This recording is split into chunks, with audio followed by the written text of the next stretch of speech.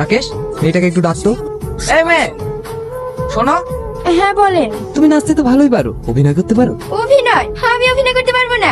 বলেন বাবু, কি অভিনয় করতে হবে? বউ সাজতে হবে। আমাকে বউ সাজতে হবে? হ্যাঁ, তোমাকে 6 মাসের জন্য বউ সাজতে হবে। তুমি পারবে তো? হ্যাঁ বাবু, পারতে তো আমাকে হবে। আমার অসুস্থ মায়ের চিকিৎসা আর আমার ছোট ভাইয়ের মুখে চারটি খাবার তুলে দেওয়ার জন্য আমি সব পারবো বাবু, আমি সব পারবো। রাকেশ, ওকে তুমি সব বুঝিয়ে দাও। রাকেশের কথা মতোই তুমি চলবে, ঠিক আছে? ঠিক আছে বাবু। ঠিক আছে, তুমি গাড়িতে উঠে বসো। যেতে যেতে আমি তোমাকে সব বলছি।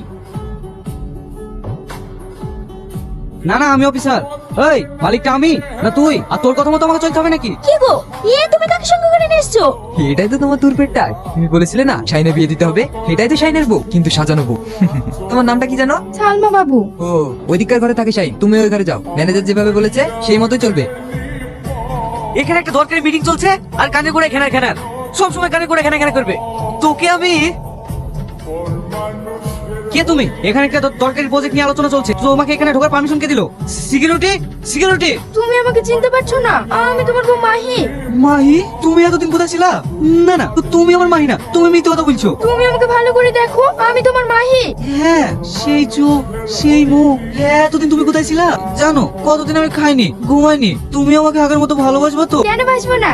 না না, আমি ইনজেকশন নেবো না, আমি ইনজেকশন নেবো না। আরে বাবা, তুমি ইনজেকশন না নিলে কিভাবে সুস্থ হবে? যত ইনজেকশন নেবে তত তাড়াতাড়ি সুস্থ হবে। না, তবু আমি ইনজেকশন নেবো না। ইনজেকশন নিলে যন্ত্রণা আমার মাথা ছিঁড়ে যায়। মাহি, মাহি। কি হলো? তুমি এত চিৎকার করছো কেন?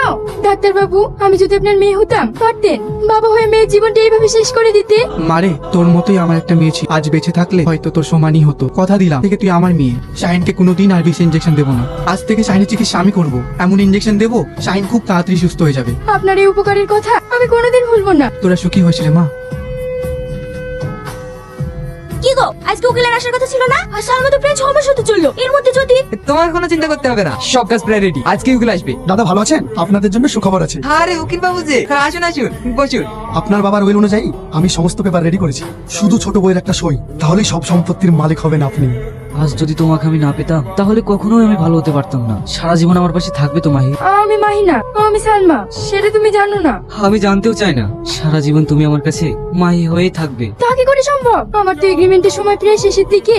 ভালোবাসা কি কোনো এগ্রিমেন্ট হয়? আমি যে তোমাকে ভালোবেসে ফেলেছি সালমা। ভালো তো আমিও বেশি ফেলেছি, কিন্তু আমাকে তো যেতেই হবে। তোমাকে যাতে যেতে না হয় তার ব্যবস্থা আমি এক্ষুনি করছি। তুমি কোথাও যাবে না, সারা জীবন আমার কাছে থাকবে।